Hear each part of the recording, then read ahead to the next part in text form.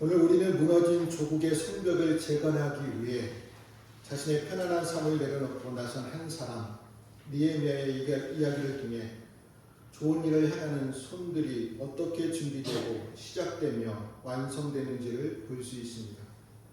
본문 느헤미야 2장 1절부터 20절까지는 느헤미야가 페르시아의 아닥사스다 왕에게서 예루살렘으로 돌아가는 허락을 받고 마침내 도착하여 성벽을 재건하기 위한 구체적인 첫발을 내딛는 과정을 담고 있습니다. 이 모든 과정에서 느헤미야는 내 하나님의 선한 손이 나를 도우심으로 라고 고백하였는데 이 고백이 나오기까지 어떻게 선한 일이 조화를 이루며 완성될 수 있었을까요? 먼저 선한 일의 시작은 간절한 기도와 용기가 필요합니다. 4절 말씀을 같이 읽어보겠습니다. 왕이 내게 이르시되 그러면 내가 무엇을 하느냐 하시기로 내가 곧 하늘의 하나님께 묵도하고. 느헤미야는 페르시아 왕의 술 맡은 고위 관리였습니다. 그는 안정된 지위로 풍요로운 삶을 누릴 수 있었지만 예루살렘 성벽이 무너지고 동족이 큰 혼란과 능욕을 당한다는 소식에 깊이 슬퍼하며 4개월 동안 금식하며 기도했습니다. 느헤미야는 유다 백성이 바벨론 포로가 된 지 약 100년이 지난 4세대 후손입니다. 예루살렘 회복에 관심을 안 가져도 되는 사람이었습니다.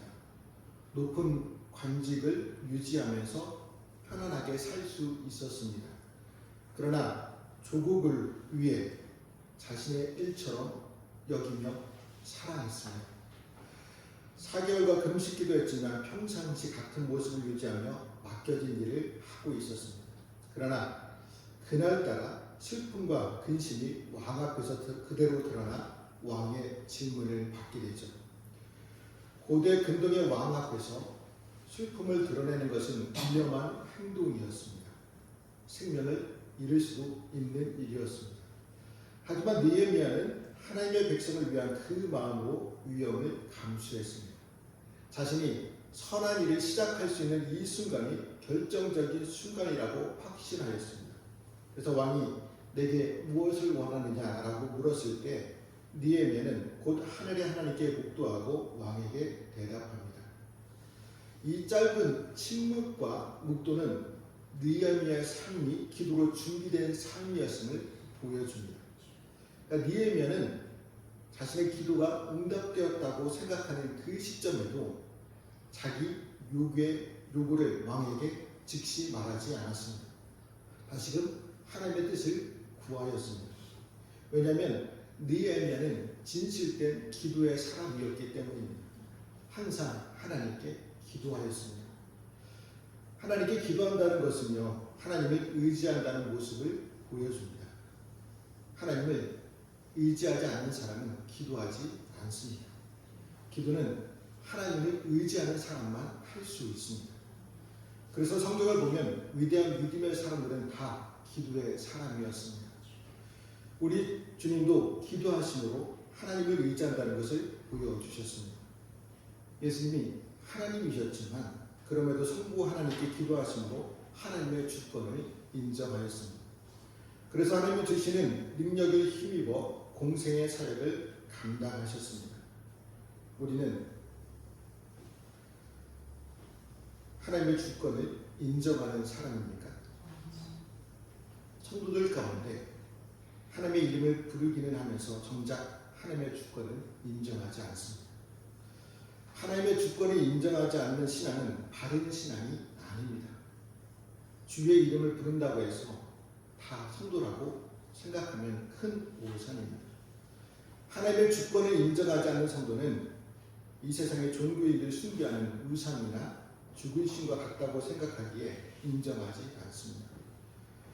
우리가 성도라면 하나님의 주권을 인정하고 이 세상의 모든 일이 하나님의 뜻에 따라 이루어진다고 믿어야 합니다. 성경은 만물이 주에게서 나오고 주로 말미암고 주에게로 돌아간다고 말씀합니다. 흔히 계획이 좋으면 결과도 좋을 것이라고 생각하죠. 하지만 하나님께서 막으시면 아무리 좋은 계획이라도 결과가 좋지 않게 나타납니다. 이를 성취하시는 분은 하나님이십니다. 하나님의 허락이 없이는 아무것도 이루어질 수가 없습니다. 그래서 우리는 무슨 계획을 세울 때 항상 하나님의 뜻 안에서 세워야만 합니다. 온전히 성취되는 것은 하나님의 뜻뿐이기 때문입니다. 또한 우리는 기도의 사람입니까? 우리는 매 순간 무슨 일이든지 먼저 기도로 시작하고 있습니까? 바쁘다고, 피곤하다고, 춥다고 기도 안 하면 안 됩니다. 항상 기도의 자리를 지켜야 합니다. 야곱은 형 에서의 미움을 받아 쫓겨다니는 처량한 신세였습니다. 하지만 약복강 나루터에서 드린 간절한 기도로 그의 생애는 완전히 새롭게 변화되었습니다. 야곱은 홀로 남아 밤새도록 기도하다가 이스라엘이라는 놀라운 이름을 얻게 되었죠. 그 후 자신을 죽이려고 추격해오는 형 에서를 보았을 때 하나님의 얼굴을 본 것과 같았습니다. 그로 인해 더욱 감격적인 화해를 하게 되었습니다. 한나는 눈물 어린 기도로 이스라엘의 가장 훌륭한 지도자이며 선지자인 사무엘을 낳았습니다. 한나의 기도는 마음을 다하는 기도였으며 심히 통곡하는 기도였고 하나님께 영광을 돌리는 기도였으며 긴 시간을 바쳐 드린 기도였습니다. 한나의 기도로 사무엘로 하여금 기도의 사람이 되게 하였습니다. 그뿐만 아니라 이스라엘 백성들을 바른 길로 인도하는 데 보이지 않는 엄청난 힘이 되었습니다. 이처럼 한 사람의 기도는 그 가정을 변화시키며 나아가 사회와 민족 그리고 온 세계를 변화시킬 수 있는 엄청난 힘이 됩니다. 어둠의 역사를 빛의 역사로 전환시키는 힘이 바로 기도의 비밀 속에 있습니다. 그로 인해 우리는 기도해야 합니다. 기도하지 않는데 어떻게 가정이 변화되고 교회가 변화되고 민족이 변화될 수 있겠습니까? 우리가 세상적인 평안함보다 하나님의 마음을 품고 고통받는 공동체와 이웃의 아픔을 위해 기도할 때 비로소 선한 일이 시작됩니다. 다음으로 선한 일의 진행은 치밀한 준비와 하나님의 도우심으로 가능합니다. 우리 8절 말씀도 같이 읽어보겠습니다. 또 왕의 상임 감독 아삽에게 조서를 내리사 그가 성전에 속한 명분의 왕궁과 성곽과 내가 들어갈 집을 위하여 일부러 쓸 제목을 내게 주게 하옵소서 하며 하나님의 선한 손이 나를 도우심으로 왕이 허락하고. 아멘. 그러니까 느헤미야의 선한 일은 막연한 감정이나 열정으로 시작되지 않았습니다. 간절한 기도와 더불어 친밀하게 계획하고 준비했습니다. 그러니까 느헤미야는 하나님께 짧고 간절한 기도를 드린 후 왕에게 예루살렘 성읍을 재건할 수 있도록 자신을 보내달라고 요청하였습니다. 그냥 보내달라고 요청한 것이 아닙니다. 기도의 사람 느헤미야는 결정적인 순간이 오자 신중하면서도 용의 지도하게 필요한 것을 왕께 요구하며 얻어냈습니다. 예루살렘에 머물 기간, 중건해야 할 대상, 이를 위해 도움을 줄 산림관리자의 이름, 예생단은 반대에 대응할 때 필요한 왕의 조서까지 세세하게 준비했습니다. 그러니까 단순히 예루살렘에 가겠다고 말한 것이 아니라 언제 돌아올지, 가서 무엇을 할지, 필요한 것이 무엇인지를 구체적으로 요청하였던 것이죠. 요청을 들은 왕은 기쁘게 승낙해 주었습니다. 그런데 이는 참으로 이해의 결과였습니다. 아닥스다 왕은 일전에 유다 백성이 예루살렘 성을 중건하는 것을 막은 장군이었기 때문입니다. 그런데도 예루살렘 중건을 적극 지원까지 하였습니다. 그러니까 일반적인 상식을 뛰어넘는 놀라운 일이었습니다. 이 놀라운 사실에 가능했던 이유는 느헤미야는 이렇게 고백합니다. 내 하나님의 선한 손이 나를 도우심으로 왕이 허락하였다라고 고백하였습니다. 그러니까 왕의 마음을 움직이고 모든 필요를 채우게 하시는 분은 바로 하나님이셨습니다. 그러니까 우리의 모든 선한 일은 우리의 능력이나 노력 때문이 아니라 하나님의 선한 손이 함께 하실 때 비로소 이루어집니다. 이처럼 누구든지 선한 일에 헌신하면 하나님께서 도우시고 채워주십니다. 솔로몬이 성전을 건축할 때에 자재라든지 일꾼, 재정 등이 부족해서 애를 먹은 적이 없었습니다. 모세가 성막을 제작하여 세울 때에도 백성 전체가 광야에 있었지만 필요한 재료들을 넘치도록 가져왔습니다. 그래서 그만 가져오라고 공포해야 할 정도였습니다. 하나님의 뜻을 따라 헌신하는 사람들에게는 모든 필요가 풍족하여 남도록 공급하십니다. 하나님의 뜻을 따르는데 하나님께서 도우시는 것은 당연한 일이겠죠. 하나님은 우리가 하나님의 선한 일을 하면 모든 것을 풍성하게 공급해 주십니다. 또한 하나님은 우리의 앞길을 열어주십니다. 유다로 가는 느헤미야를 위해서 왕이 군대 장관과 마병을 보내어 호위하게 하였습니다. 그래서 느헤미야는 특별 대우를 받으며 안전하게 예루살렘으로 갈 수 있었습니다. 우리들 또한 만왕의 왕이신 그리스도로부터 이와 같은 보호를 받고 있습니다. 그래서 우리로 세상에서 위축되지 않고 당당하게 일하게 하십니다. 그리스도는 하늘과 땅에 있는 모든 권세를 가지신 분입니다. 아무것도 주님이 하시는 일을 방해하지 못합니다. 세상이 우리를 힘들게 하는 것은 피할 수가 없습니다. 하지만 주님과 함께하는 우리를 막지는 못합니다. 그리스도를 따르는 성도들은 언제나 형통합니다. 여러분이 지금 마음에 품고 있는 선한 일이 있다면 단순히 해야겠다는 마음만 있습니까? 아니면 느헤미야처럼 하나님의 도우심을 간구하며 동시에 구체적인 계획을 세우고 하십니까? 느헤미야처럼 선한 일을 기도하며 계획을 세우고 진행할 때 하나님께서 도우시고 풍족히 채워주십니다. 자, 마지막으로 선한 일을 완성하려면 담대한 선포와 결단이 필요합니다. 우리 18절 말씀도 같이 읽어보겠습니다. 또 그들에게 하나님의 선한 손이 나를 도우시리와 왕이 내게 이른 말씀을 전하였더니 그들의 말이 일어나 건축하자 하고 모두 힘을 내어 이 선한 일을 하려 하네. 예루살렘에 도착한 느헤미야는 3일 동안 조용히 머물러 있으며 밤에 은밀히 성벽의 상태를 답사했습니다. 그러니까 느헤미야는 기도만 하는 것이 아니라 직접 현장을 방문하여 황폐한 현실을 눈으로 확인했습니다. 선한 일을 행하는 손은 영적인 눈뿐 아니라 현실을 정확하게 직시하는 눈을 가져야 합니다. 그러니까 느헤미야는 문제를 회피하지 않고 가장 낮은 곳부터 무너진 성벽을 살폈습니다.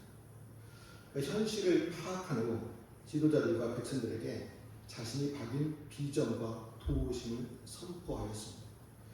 우리가 당한 공경을 너희가 보고 있느냐? 자, 예루살렘 성을 건축하여 다시 수치를 당하지 말자. 또한 자신이 왕에게서 받은 허락과 하나님의 선한 손이 나를 도우신 일을 증언했습니다. 성벽과 성문은 외부의 침략으로부터 공동체를 보호하는 중요한 보호막입니다. 그러한 성벽과 성문이 없어서 백성들은 아무런 보호를 받지 못했습니다. 그래서 유다 백성들은 능욕과 수치를 당하였습니다. 그러니까 느헤미야는 능욕과 수치를 지금껏 받아온 백성들에게 함께 예루살렘 성을 다시 건축하여 그동안 받아온 수치를 없애버리자라고 선포하였습니다.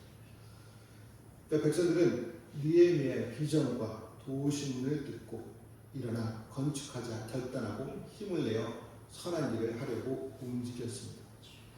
이처럼 우리가 직면하는 공동체의 문제를 해결하기 위해서는 함께 하는 관점을 가지고 일어서야 합니다. 지도자 혼자서는, 목회자 혼자서는 공동체의 문제를 해결할 수가 없습니다. 함께 할 때 공동체의 문제를 해결되고 회복될 수 있습니다. 공동체가 하나 될 때 발생하는 모든 어려움도 믿음으로 이겨낼 수 있습니다. 그러니까 유다 백성이 성벽을 재건한다는 소식이 들리자 호른 사람 산발락과 암몬 사람 도비야 등 대적이 나타나 조롱하고 비웃었죠. 이때 느헤미야는 세상의 위협과 조롱에 흔들리지 않고 하늘의 하나님을 바라보며 하늘의 하나님이 우리를 형통하게 하시리니 그의 종들이 우리가 일어나 건축하려니와 오직 너희는 예루살렘에서 아무 기업도 없고 권리도 없고 기업되는 바도 없다 하였느냐라고 담대하게 선포했습니다. 귀환한 유다 백성들이 성전과 성벽을 재건할 때마다 방해와 어려움이 있었습니다. 그래서 성전 재건이 16년 동안 멈춰 있다가 선지자들의 말씀에 힘입어 준공하게 됩니다. 이번에는 성벽을 재건하러 갈 때 또다시 방해 세력이 나타났습니다. 이렇게 선한 일을 이루는데 사단의 방해가 있습니다. 어떤 때는 사단의 방해가 너무 강렬하여 선한 일을 하려는 사람들이 큰 고난을 당하기도 합니다. 예수님께서 이 땅에 오신 것은 사단의 일을 멸하시기 위해서입니다. 그래서 사단의 저항은 그만큼 결사적일 수밖에 없었습니다. 결국 예수님께서는 사단의 결사적인 저항으로 공세의 시작부터 엄청난 고난을 당하셔야만 했습니다. 맨 나중에는 십자가의 고난을 당하셨습니다. 그러나 그리스도께서는 부활을 통해 사단의 권세를 깨뜨리고 승리하셨습니다. 우리는 선한 일을 할 때에는 반드시 사단의 방해가 있다는 사실을 기억해야 합니다. 사단은 멀리 있는 사람들을 동원하여 우리의 일을 방해하지 않습니다. 아주 가까운 사람들을 동원하여 우리의 일을 방해합니다. 그 사람들이 같은 교회의 성도일 수도 있고 우리가 같이 사는 가족일 수도 있습니다. 사단의 공격으로 고난이 오더라도 하나님을 의지하여 선한 일을 감당해야 합니다. 여러분, 느헤미야와 백성들이 방해 공작으로도 성벽을 며칠 만에 준공한지 아십니까? 불과 52일 만에 준공했습니다. 그러니까 느헤미야와 백성들은 하나님의 인도와 도우심을 신뢰하며 성벽 준공을 해내었습니다. 선한 일은 아무나 하는 일이 아닙니다.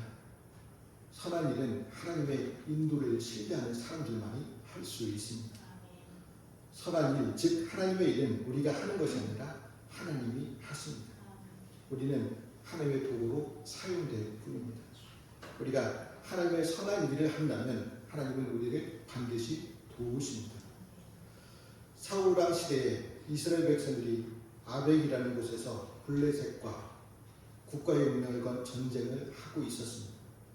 당시 블레셋의 선봉자는 거인 골리앗이었습니다. 이스라엘 백성들은 골리앗이 두려워 싸우려 나서는 자가 한 사람도 없었습니다. 하나님을 믿는 백성들이었지만 하나님의 인도를 믿지 못했습니다. 그런데 소년 다윗이 아버지의 부탁으로 형들이 무사한지 살펴보러 갔다가 골리앗이 하나님의 백성들을 모독하는 것을 참지 못해 싸우러 나가게 되죠. 단지 물맷돌과 막대기만 들고 나갔습니다. 그때 다윗은 이렇게 선포했죠. 사무엘상 17장 45절부터 47절까지 있는 말씀을 같이 읽어보겠습니다.